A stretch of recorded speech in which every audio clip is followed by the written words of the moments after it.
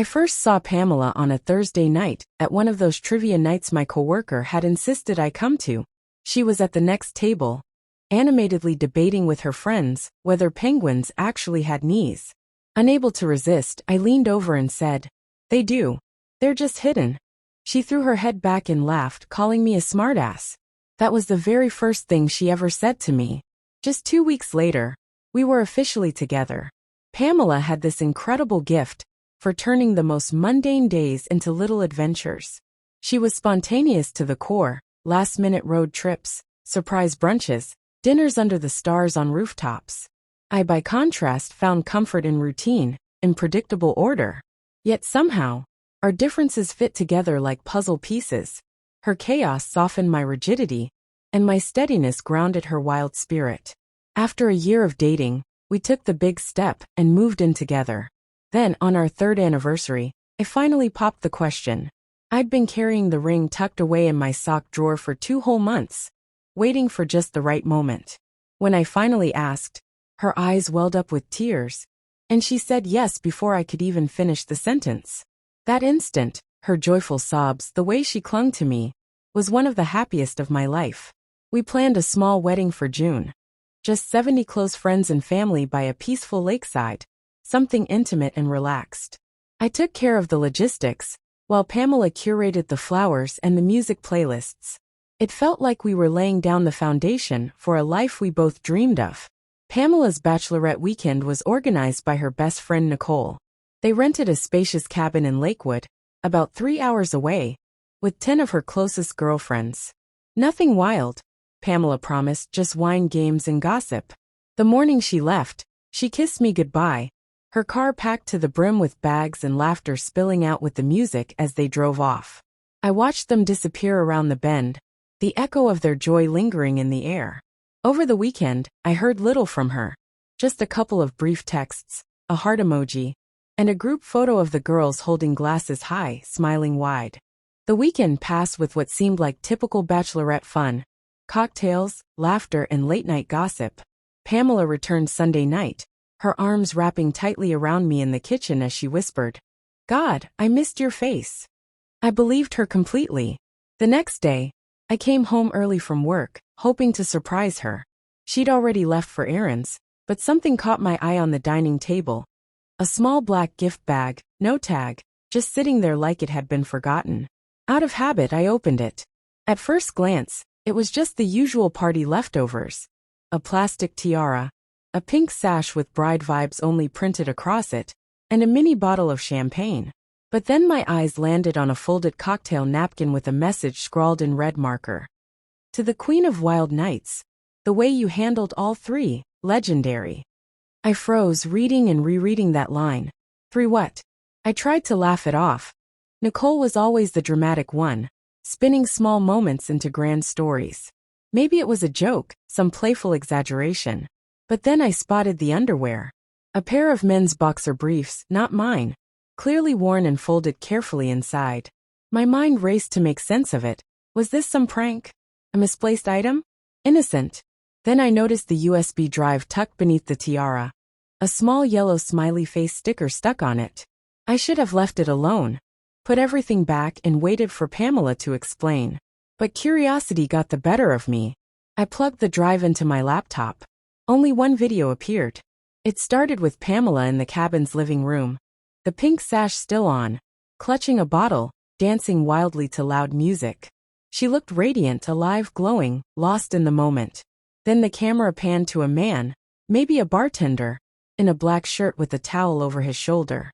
Pamela reached for him, grabbed his collar, and pulled him into a fierce kiss. Her friends erupted in cheers, Nicole's voice loudest, egging them on. I skipped ahead. Outside near a hot tub, 2 more men, strangers to me, though later I'd learn their names were Mike and Tyler, joined her. Pamela straddled one's lap, while the other poured champagne down her legs. She didn't stop it. Didn't push them away. Everyone laughed, toasted, encouraged the wild scene. Skipping forward again, the last clip was brief, just 20 seconds. Pamela, giggling, led all 3 men into a bedroom, closing the door behind her. Nicole's voice cracked through the audio, shouting, "Triple threat. Are girls insane?" Then the screen went black. My hands shook as I copied the video to a hidden folder in my cloud storage, then carefully placed the USB back in the bag, arranging everything exactly as I'd found it. 20 minutes later, Pamela walked in carrying iced coffee and groceries. "Hey babe," she said, dropping bags on the counter. "You okay?" I forced a smile. "Yeah, just tired."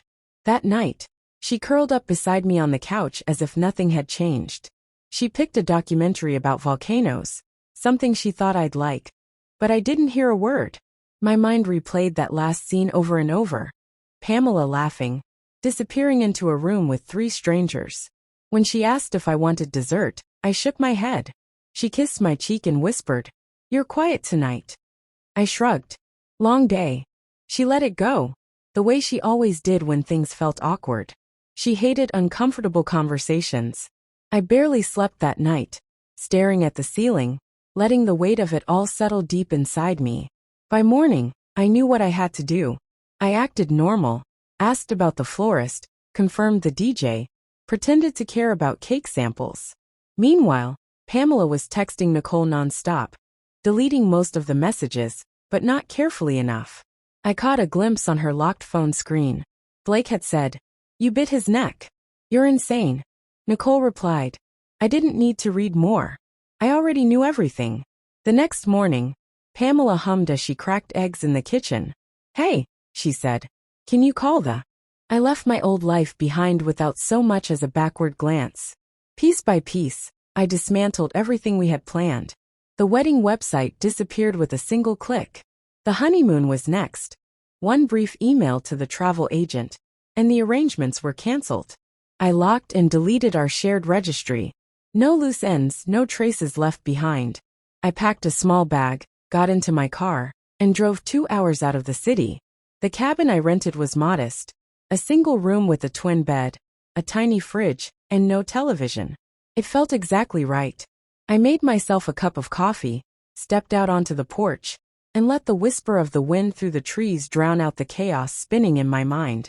Then the calls started. Dozens of them, all from Pamela. I let them roll to voicemail at first. The first few were casual. "Hey babe, you okay? You're not answering. Call me when you get this."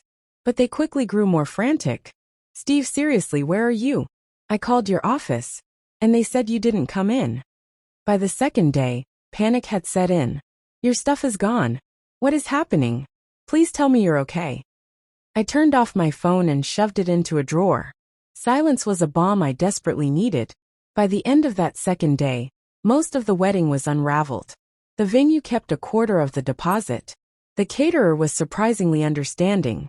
The photographer called, asking if we still wanted engagement photos. I told her, not anymore.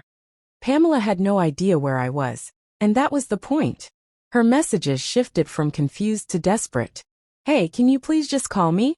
I don't know what's going on. Can we talk? Please, just tell me what's happening. You're scaring me." She still didn't know I'd seen the video. She still believed this could be fixed. That afternoon, I sent 2 texts. One to her parents, one to mine. "The wedding is canceled. I'll explain later." Her mother tried calling immediately, but I declined to answer. Then Nicole started texting me. "Steve, what the hell did you do? Pamela's freaking out." A few minutes later, another message. "You need to talk to her. You're seriously blowing this out of proportion." But I wasn't reacting. I was erasing. I transferred my savings into a separate account. Gave my landlord notice. The lease was in my name anyway. I told them Pamela had 30 days to vacate. If she didn't, they could evict her. The apartment had always felt more hers than mine. Throw pillows and soft pastels, fridge magnets, scribbled grocery lists stuck to the door. Now it was just a shelf full of lies I once believed in. The final move was a scheduled email that hit her inbox at midnight. The subject line read, "For Pamela." The message was brief but brutal. I saw the video. "You with the 3 guys. You don't need to explain." It explained everything. I didn't leave because of what you did. I left because of who you are. The wedding is off. Please don't contact me again. I sent the same message to her parents, attaching the video. They deserved to know why it all fell apart. I didn't watch her read it, but I knew when she did. My phone lit up with missed calls at exactly 12:07 a.m. Then Nicole's message came through. So, you're really blowing everything up because of one night. I smiled bitterly. 10 minutes later, Nicole called. I answered. Wow, she said, disbelief heavy in her voice. Didn't think you had it in you, Steve. I didn't, I replied. Not until you left that gift bag at my place. That's what did it. She paused. It wasn't meant for you. No, I said coldly. It was a trophy. Pamela's highlight reel. Nicole scoffed. It was a bachelorette party, not a criminal trial. You're being dramatic. She was having fun. It was her last night before marriage. Blake was harmless. Mike and Tyler weren't even supposed to stay, but they did. Silence fell. I asked quietly, did she regret it? Nicole's voice softened, a trace of guilt sneaking in. Not until you disappeared. I nodded silently. That's what I thought. She snapped back defensively. So what now? You've blown up your engagement, embarrassed her in front of her family. Isn't that enough for you? No, I said calmly.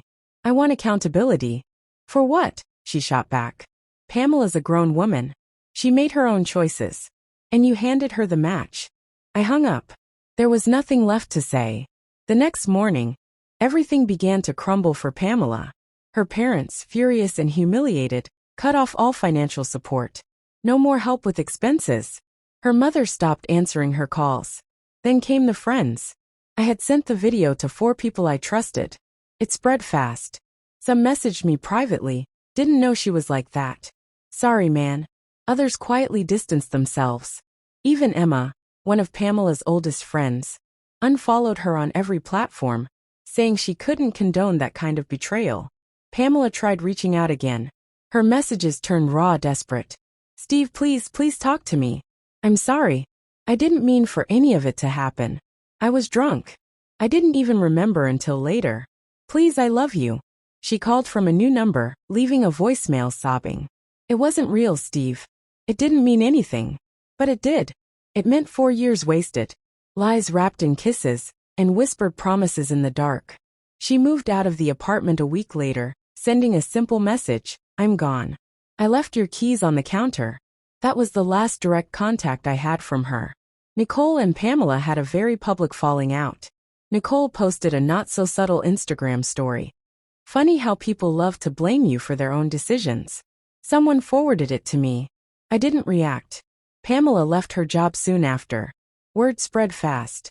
She went from planning a wedding and posting brunch photos, to crashing on a cousin's couch, scrubbing her online presence clean. 3 months later, I signed a lease in a new city. A smaller place with blank walls and no memories trapped in them. No one there knew my name. I told only my friend Alan. He made sure I wasn't on the hook for any shared contracts Pamela tried to push after I left. One night, I deleted the last traces of our life together. Photos from trips, parties, selfies, all gone with a single click. That same night, Pamela texted me, "You destroyed me. Are you happy?" I stared at the screen for a long moment before hitting delete. No reply. Because the truth is, I didn't destroy her. She destroyed herself. I just stepped aside and let it happen. These days, I rarely think about Pamela. When I do, it's like remembering a movie I almost liked but walked out of halfway. Good opening, terrible ending. Sometimes people show you who they truly are at the end. Sometimes they reveal it just in time.